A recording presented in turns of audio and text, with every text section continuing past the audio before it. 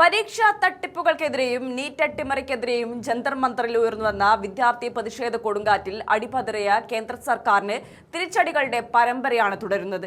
സമരം ഒതുക്കി തീർക്കാൻ പോലീസ് അഴിച്ചുവിട്ട ക്രൂരമായ അടിച്ചമർത്തലുകൾ ഇപ്പോൾ പരമോന്നത നീതിപീഠത്തിന്റെ ശക്തമായ വിചാരണയിലേക്ക് എത്തിയിരിക്കുകയാണ്. രാജ്യത്തിന്റെ അങ്ങോളം ഇങ്ങോളമുള്ള ലക്ഷക്കണക്കിന് വിദ്യാർത്ഥികളുടെ ഭാവി വെച്ച് പന്താടിയവർക്കെതിരെ ഉയർന്ന ജനരോഷത്തെ കേവലം ക്രമസമാധാന പ്രശ്നമാക്കി ചിത്രീകരിക്കാനാണ് ഭരണകൂടം ശ്രമിച്ചത്. എന്നാൽ ജന്തർ മന്ദറിൽ സമാധാനപരമായി പ്രതിഷേധിച്ച വിദ്യാർത്ഥികൾക്ക് നേരെ ഡൽഹി പോലീസും റാപ്പിഡ് ആക്ഷൻ ഫോഴ്സും കാട്ടിയ നരനായാട്ട് ഇന്ന് സുപ്രീം കോടതിയുടെ മുമ്പിൽ ചോദ്യം ചെയ്യപ്പെടുകയാണ്. പ്രതിഷേധക്കാർക്ക് നേരെ ക്രൂരമായി ഉപയോഗിച്ച പെല്ലറ്റുകളുടെയും കണ്ണീർ വാതക ഷെല്ലുകളുടെയും കൃത്യമായ കണക്ക് ബോധിപ്പിക്കാൻ സുപ്രീം കോടതി കേന്ദ്ര സർക്കാരിനോട് കർശനമായി ആവശ്യപ്പെട്ടിരിക്കുകയാണ്. സമരങ്ങളെ അടിച്ചമർത്താൻ പോലീസിനെ ദുരുപയോഗം ചെയ്യുന്നത് തടയാൻ വ്യക്തമായ പ്രോട്ടോകോൾ വേണമെന്ന ചോദ്യത്തിന് മുന്നിൽ കേന്ദ്രത്തിന് ഇനി കൃത്യമായ മറുപടി പറയേണ്ടി വരും. വിദ്യാർത്ഥികളെ കള്ളക്കേസിൽ കൊടുക്കാൻ ശ്രമിച്ച കേന്ദ്ര നിലപാടിന് കനത്ത തിരിച്ചടിയായി കേരളം ഉൾപ്പെടെയുള്ള 6 സംസ്ഥാനങ്ങളാണ് പോലീസ് നടപടികൾക്കെതിരെയുള്ള വിവരങ്ങൾ കോടതിയിൽ കൈമാറുന്നത്. വിരമിച്ച ന്യായാധിപന്റെ മേൽനോട്ടത്തിൽ സ്വതന്ത്രമായ ഒരു പ്രത്യേക അന്വേഷണ സംഘത്തെ, അതായത് SIT നിയമിക്കണമെന്ന ആവശ്യത്തിൽ കോടതിയുടെ ഭാഗത്തുനിന്ന് ഒരിടക്കാല ഉത്തരവുണ്ടായാൽ അത് ചോദ്യപേപ്പർ ചോർച്ച മുക്കാൻ ശ്രമിച്ച കേന്ദ്ര ഭരണാധികാരികൾക്കുള്ള കനത്ത പ്രഹരമായിരിക്കും. എന്നാൽ ഒരു വശത്ത് രാജ്യത്തെ പരമോന്നത കോടതിയിൽ മറുപടിയില്ലാതെ ഉത്തരമുട്ടുമ്പോഴും മറുവശത്ത് ഭയത്തിന്റെ അന്തരീക്ഷം സൃഷ്ടിച്ച് പ്രതിപക്ഷ ശബ്ദങ്ങളെ അടിച്ചമർത്താനാണ് ഡൽഹി പോലീസിനെ മുന്നിൽ നിർത്തി കേന്ദ്ര സർക്കാർ ശ്രമിക്കുന്നത്.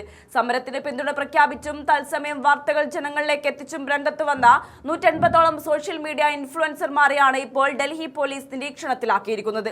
ഇവരുടെ സോഷ്യൽ മീഡിയ പോസ്റ്റുകളും ലൈവ് സ്ട്രീമുകളും അരിച്ചുപെറുക്കി കേസിൽ കുടുക്കാനാണ് നീക്കം.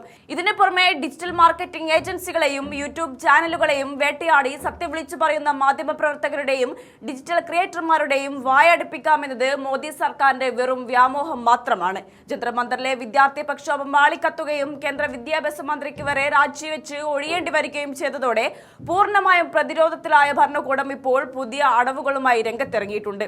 വിദ്യാർത്ഥികൾക്ക് മാപ്പ് നൽകുന്നു എന്ന മട്ടിൽ പ്രധാനമന്ത്രി നരേന്ദ്രമോദി തന്നെ നേരിട്ട് ഇൻസ്റ്റഗ്രാം വീഡിയോയുമായി രംഗത്തെത്തിയത് തിരിച്ചടി ഭയന്ന് നടത്തുന്ന തികഞ്ഞ രാഷ്ട്രീയ നാടകമാണ്. ജനകീയ പ്രക്ഷോഭങ്ങളെയും ന്യായമായ ആവശ്യങ്ങളെയും നേരിടാൻ കഴിയാതെ വരുമ്പോൾ സമരം ചെയ്ത വിദ്യാർത്ഥികളെ വഴിതെറ്റിയവരെന്ന് മുദ്ര കുത്താനും ആ സഹതാപ തരംഗം മുതൽക്കൂട്ടാക്കാനും ശ്രമിക്കുന്ന കേന്ദ്ര നിലപാട് എത്രത്തോളം ജനവിരുദ്ധമാണെന്ന് ഭാരതത്തിലെ ജനങ്ങൾ കൃത്യമായി തിരിച്ചറിയുന്നുണ്ട്.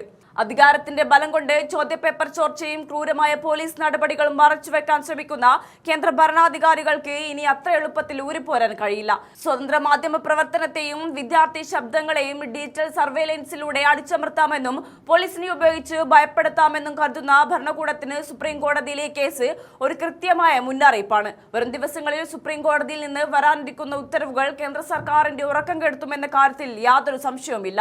ജനാധിപത്യ രാജ്യത്ത് പ്രതിഷേധിക്കാനുള്ള ജനങ്ങളുടെ അവകാശത്തെ തോക്കിൻ മുനയിലും പോലീസ് ലാത്തിക് മുന്നിലും അടിച്ചമർത്താൻ നോക്കിയാൽ രാജ്യത്തെ നീതിപീഠത്തിന് മുന്നിലും ജനകീയ കോടതിക്ക് മുന്നിലും കൃത്യമായ മറുപടി നൽകേണ്ടി വരുമെന്ന് ഈ സമരം തെളിയിക്കുകയാണ്.